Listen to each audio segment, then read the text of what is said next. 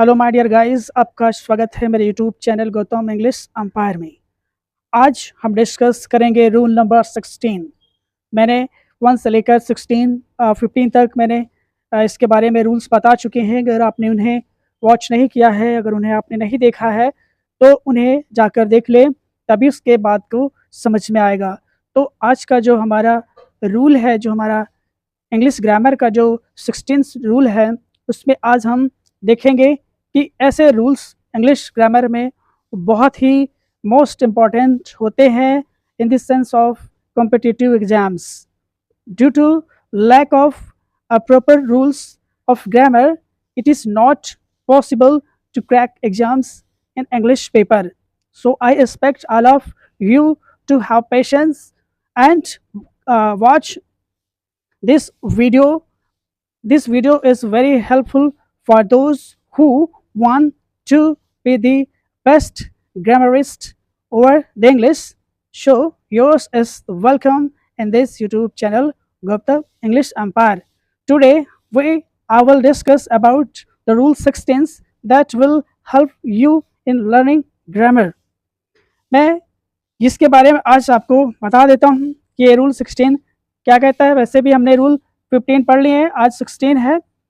क्योंकि इंग्लिश आप तभी अच्छा कर पाते हैं जब आप अच्छे एक लगन, मेहनत और डेडिकेशन, डिवोशन, परजर्वरेंस के साथ आप स्टडी करते हैं तो बहुत अच्छा लगता है। स्टडी कभी भी हमें मजबूरी में नहीं करना चाहिए, ये शौक से पढ़ना चाहिए। स्टडी हमेशा शौक से पढ़ी जाती है, नहीं कि अब क्या करें पढ़ना पड़ेगा, ऐसा नहीं। जब आप दिल लगा के पूरे शिद्दत से पढ़ते तो वो हर चीज़ आपको समझ में आती। तो अब देखिए, रूल मैं आपको लेकर आया हूँ बहुत ही, क्योंकि ये जो रूल्स होते हैं मैं स्वतः ही अपने हाथों से स्टडी करके मैं आपके लिए मटेरियल प्रोवाइड कराता हूँ, ताकि आप अच्छे से ज़्यादा सटीक जो वास्तविक ग्रामर होती है, जो हम नहीं सीख पाते हैं, वो हर लिहाज से ये बहुत ही इंपॉर्टेंट है। चाहे वो आपका एग्ज़ाम्स ही क्यों ना हो या फिर आपका लेखन शैली क्यों ना हो, रीडिंग स्किल आपकी बहुत अच्छी हो जाती है अगर आप पूरे शिद्दत और धैर्य से पढ़ते हैं। तो I don't take much time, मैं आपका ज़्यादा समय नहीं लूँगा। आप यहाँ पे आप देख रहे हैं व्हाइट बोर्ड पे मैंने लिख दिया है कि the actions of the past that are not completed yet however are in progress और continuous form used in present perfect continuous tense. इस रूल में ये बताता है कि जो पास्ट के जो एक्शंस होते हैं, जो कार्य होते हैं, वो अभी तक कंप्लीटेड नहीं हुए हैं, वो हम किस में यूज़ करते हैं, या फिर आपका जो कार्य है जब कंप्लीट नहीं हुआ है तो वो प्रोग्रेस में रहेगा। प्रोग्रेस का मतलब कंटिन्यूअस फॉर्म में रहेगा, जारी रहेगा। तो जब जारी रहता है तो वो हम उसको प्रेजेंट परफेक्ट कंटिन्यूअस टेंस में यूज़ करते हैं। अमूमन हम इस तरह से देखेंगे कि एग्जाम्स में कुछ ऐसे दे देता है जो जानकारी ना होने की वजह से हम गलत करके चले आते हैं। तो बात समझ गए कि यानी कि पास्ट के एक्शंस होंगे जो कंप्लीटेड नहीं है, यानी कि वो जारी है, तो वो आपका प्रेजेंट परफेक्ट कंटिन्यूअस टेंस में उसे माना जाएगा। तो एक एग्जांपल्स हम देख लेते हैं यहाँ पर। How long have you learned English. अब यहाँ से पूछा जा रहा है कि आप कितने समय से इंग्लिश सीख रहे हैं, यानी कि पास्ट की बात हो रही है। अभी तो सीख नहीं रहोगे, ये बात पास्ट की हो रही है, ये पास्ट एक्शन है, बट अभी ये कंप्लीटेड नहीं हुआ है क्योंकि वो अभी सीख ही रहा है। तो ऑब्वियसली है कि वो प्रेजेंट परफेक्ट कंटिन्यूअस टेंस में होगा, कि आपको हमेशा नोटिस करना है। अब इसका जो देखा जाएगा तो ये होगा how long have you been learning English, ये होगा। क्योंकि हम जो बात कर रहे हैं वो पास्ट की है, लेकिन वो जब आपका कंप्लीटेड नहीं है तो वो हम यूज़ करेंगे प्रेजेंट परफेक्ट कंटिन्यूअस टेंस में। ये बात आपको ध्यान दीजिए। कंटिन्यूअस में क्या होता है, प्रेजेंट परफेक्ट कंटिन्यूअस में हैव लगता है, हैज़ लगता है, और बीन लगती है, हैज़ बीन, हैव बीन लगता है। फिर वर्ब की फर्स्ट फॉर्म में हम आईएनजी लगा देते हैं, तो वो क्या हो जाता है आपका प्रेजेंट परफेक्ट कंटिन्यूअस टेंस। मैंने टेंस के बारे में पढ़ा दिया, अगर आपने नहीं पढ़ा है एक एक वीडियो जाके देख लीजिए, आप टेंस कभी ज़िंदगी में नहीं भूलने वाले हैं। ठीक है, तो ये ऑब्वियसली समझ में आ गया होगा। दूसरा है माई brother has slept for 10 hours a day. अब इसका तात्पर्य क्या है कि मेरा भाई एक दिन में 10 घंटे सो रहा है, मतलब सोता है, तो यानी कि ये कंटिन्यूअस है। अब ऐसा तो नहीं है कि एक बार सो लेगा तो कभी ज़िंदगी में सोएगा ही नहीं, तो ये कंटिन्यूअस फॉर्म में हो जाता है। तो इसको हम करेंगे प्रेजेंट परफेक्ट कंटिन्यूअस टेंस में। My brother has been sleeping for 10 hours a day, यानी कि मेरा जो भाई है एक दिन में 10 घंटे सो रहा है, यानी कि वो सोएगा, वो कंटिन्यूअस फॉर्म में है। थर्ड क्या है आपका, it has rained and stormed for long time. अब यहाँ पे देख रहे हैं कि लंबे समय से बारिश और तूफान आते रहे, यानी कि वो जारी है अभी वो जो लॉन्ग टाइम से आपकी जो बारिश है, जो स्टॉर्म है, वो अभी भी कंटिन्यूअस फॉर्म में है। तो इसका होगा it has been raining and storming for a long time, यानी कि लंबे वक्त से बारिश और तूफान आ रहे हैं। ठीक है, क्योंकि हम पास्ट की बात कर रहे हैं, जो पास्ट की बात करेंगे तो हम प्रेजेंट परफेक्ट कंटिन्यूअस टेंस में ही बात करेंगे, क्योंकि वो कंटिन्यूअस फॉर्म में है, कंप्लीटेड फॉर्म में नहीं है। How long have you study German in university, यानी कि आप जो है यूनिवर्सिटी में कितने समय से जर्मन भाषा सीख रहे हैं। अब सीख रहे हैं इसका मतलब है कि अभी भी सीखेंगे, ये पास्ट से चल रहा है, सीख रहे हैं और अभी तक सीख रहे हैं। तो it should be how long have you been studying German in university.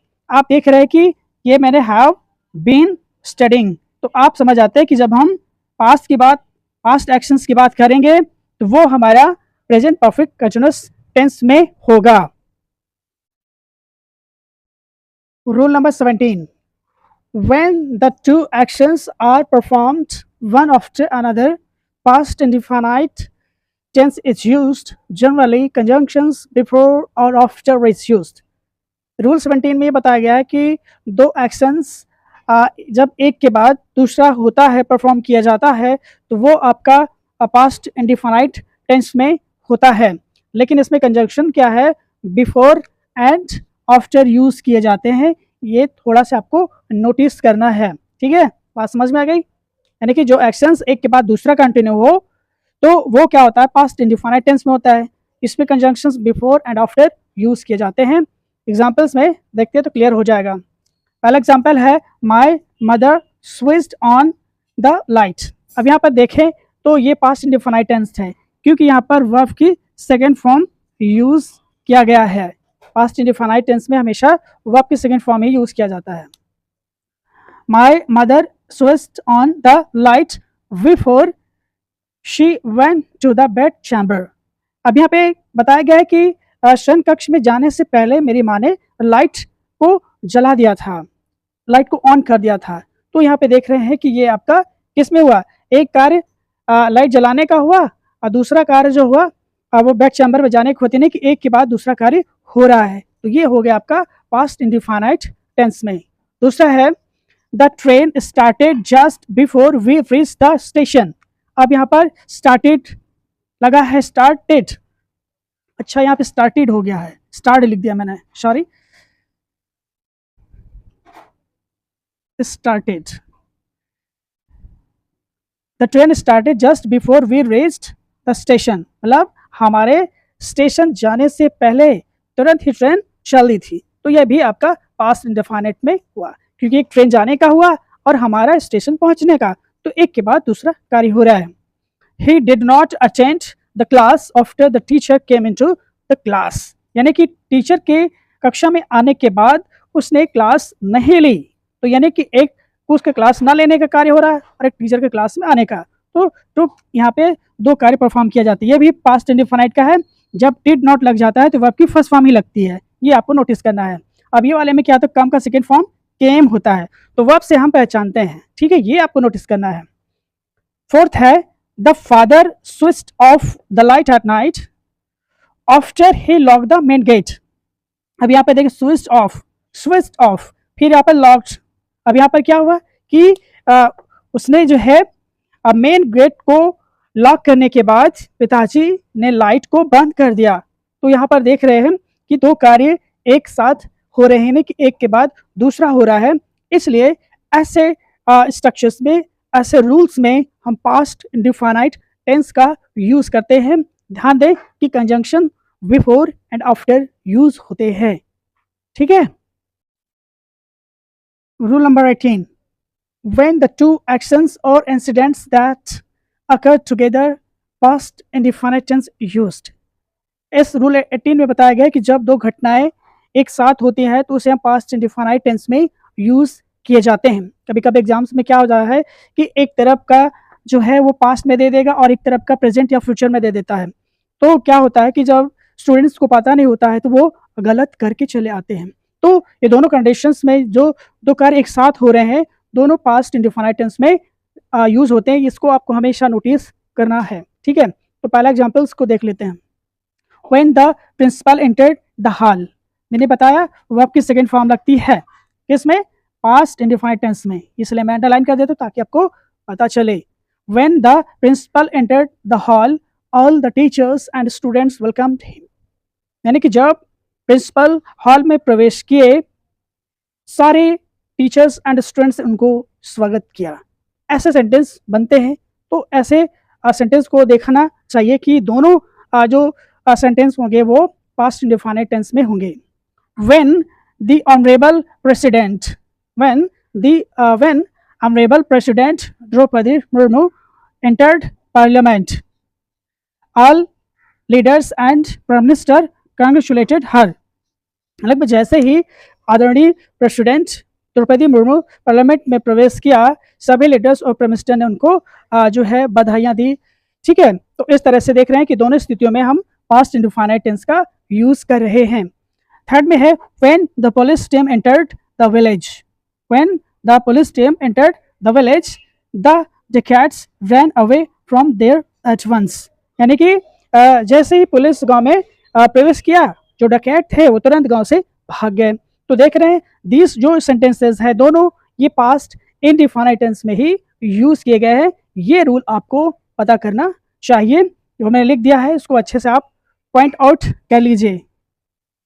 Rule number 19, wish and if only is used in simple past that expresses unreal past. इसमें आपको ये ध्यान देना है रूल नंबर 19 में कि अगर विश और इफ ओनली यूज किया हो तो वो सिंपल पास्ट में यूज किए जाते हैं, लेकिन वो क्या एक्सप्रेस करते हैं, अनरियल पास्ट, यानी कि ऐसी अवास्तविक अतीत की बात करते हैं जो पॉसिबल नहीं है, जो हो नहीं सकता है, या यूँ कह लीजिए उनकी एक कल्पना है कि काश में ये होता, काश में वो होता, बट वो होता नहीं है। तो ऐसे जो स्ट्रक्चर्स होते हैं, ऐसे सेंटेंस होते हैं, वो आपके पास्ट इंडेफिनाइट टेंस में होते हैं, जिन्हें हम सिंपल पास्ट भी कहते हैं। तो एग्जाम्पल्स के द्वारा ये हम क्लियर करते हैं। पहला है कि I wish I were A Millionaire. अब यहाँ पर करता है आई विश। आई विश का मतलब होता है काश, काश मैं, आई विश मतलब काश मैं, आई वर ए मिलेनियर, मैं एक लखपति होता या करोड़पति होता। तो मिलियन का मतलब होता है लखपति। तो अब यहाँ पर देख रहे हैं कि आई के साथ हम प्लूरल वर्ब यूज करते हैं। क्या यूज करते हैं, प्लूरल वर्ब यूज करते हैं। ये आपको नोटिस करना पड़ेगा, ठीक है। यानी कि आई, ही, शी, कोई भी सब्जेक्ट्स हो, कोई भी पर्सन हो, हम वर्ड का यूज करते हैं, ये आपको नोटिस करना है, ठीक है। कभी कभी एग्जाम्स में ये दे देता है कि I wish I was a Millionaire, तो यहाँ पर हम गलती कर बैठते हैं, क्योंकि as per the condition require ये होती है कि हम जो अनरियल पास्ट होते हैं उसमें कोई भी पर्सन हो, कोई भी सब्जेक्ट हो, हम प्लूरल वर्ब यूज करते हैं, वाज का प्रयोग नहीं करते हैं, वर्ड का यूज करते हैं। ये आपको नोटिस कर लेना है, ठीक है। सेकेंड है I wish I were A rich person, काश में एक रईस आदमी होता, जो कि अब नहीं है। भाई ये कल्पना है, एक अनरियल पास्ट है जो हकीकत नहीं हो सकती है। तो ऐसे में हम ओनली इफ या फिर विश का प्रयोग करते हैं, ये आपको नोटिस करना है। थर्ड में इफ ओनली, काश, इसका भी मतलब होता है काश my wife were A Prince, मेरी जो वाइफ होती है एक राजकुमारी होती, पर चूंकि ऐसा नहीं है तो ये आपको ध्यान देना होगा, ठीक है। देखिए सब में मैंने अंडरलाइन किया, ये हमेशा वर्ब का यूज किया जाता है। If only he allowed me to participate in assembly, काश वो मुझे परमिशन दे देता तो मैं असेंबली में एक बढ़िया हिस्सा लेता, बट ऐसा हुआ नहीं। तो यहाँ पर जो ऐसे सेंटेंस बनते हैं वो काश को लेकर बनते, काश में अरबपति होता, काश में जज होता, काश में एक्टर होता। तो ऐसे जो अनरियल पास्ट होते हैं वो सिंपल पास्ट में यूज किए जाते हैं और उनके साथ हम वर का यूज करते हैं। I wish you were my brother, काश आप मेरे भाई होते। तो अब यहाँ पर एक्सप्रेस किए गए हैं। तो ऐसे सेंटेंसेस जो यूज किए जाते हैं वो सिंपल पास्ट में यूज किए जाते हैं, ये आपको नोटिस करना है। Rule number 20, simple past expresses and real past. जो सिंपल टेंस होता है, यानी कि सिंपल पास्ट होता है या पास्ट इंडेफिनाइट टेंस होता है, वो अनरियल पास्ट को एक्सप्रेस करता है। ये I wish if only so थोड़ा हट कर है, बाकी सेंस वही है, बट इसमें क्या होगा, हम इट इज़ टाइम या इट इज़ हाई टाइम का यूज़ करते हैं। अमूमन ऐसे जो सेंटेंस होते हैं वो एग्ज़ाम्स में ज़्यादा पूछ लिए जाते हैं, इट इज़ टाइम से लेकर इट इज़ हाई टाइम से। तो अगर ये आपको रूल पता है तो ये आपके लिए बहुत ही बेनिफिशियल होता है, वेरी इंपॉर्टेंट होता है। इसलिए मैंने हर एक रूल को बहुत ही बारीकी से स्टडी किया है, प्रिपेयर किया है और आप तक पहुंचाने का मैं सतत प्रयास करता रहूँगा पूरी ईमानदारी और निष्ठा के साथ। बस आपको वक्त देना होगा और वक्त आप थोड़ा सा देंगे तो आप बहुत अच्छा सीख जाएंगे, ये मैं उम्मीद करता हूँ। पहला है it is time. It is time you went home. अब यहाँ पे देखिए सिंपल पास्ट यूज़ हुआ है। मैंने बताया कि जो सिंपल पास्ट होता है या पास्ट इंडिफाइनाइट टेंस होता है उसमें हम वर्ब की सेकेंड फॉर्म यूज़ करते हैं, ये आपको नोटिस करना है, ठीक है। तो it is time you went home, यानी कि ये समय हो चुका है कि आप जाएं, बट अनरियल पास्ट बता रहा है, यानी कि अभी हुआ नहीं है बट कहा जा रहा है। तो ऐसे सेंटेंस को हम इट इज़ टाइम से बताते हैं। It is time he finished the work. It is high time we all left. It is high time you went office. So these are some basic and fundamental rules of English grammar that will help all competitive exams. These types of rules and basic structures will help to boost grammar and high techniques. तो I expect ये class मेरी आपको पसंद आई होगी। अगर पसंद आई है तो प्यारा सा कमेंट, लाइक, सब्सक्राइब और शेयर ज़रूर करें। जो ऐसे लोग हैं जो इंग्लिश सीखना चाहते हैं, वो बेसिक सीखना चाहते हैं, एक एक रूल से सीखना चाहते हैं, तो शेयर करके लाखों लोगों को शिक्षित करने का प्रयास करिए। हम सबके रिस्पॉन्सिबिलिटी है कि शिक्षा का ज़्यादा से ज़्यादा प्रसार या प्रचार करें, उतना ही हमारा देश और समाज सुरक्षित होगा। मिलते हैं नेक्स्ट वीडियो में एक नई क्लास के साथ। तब तक गौतम ऋतु को दीजिए इजाज़त। नमस्कार।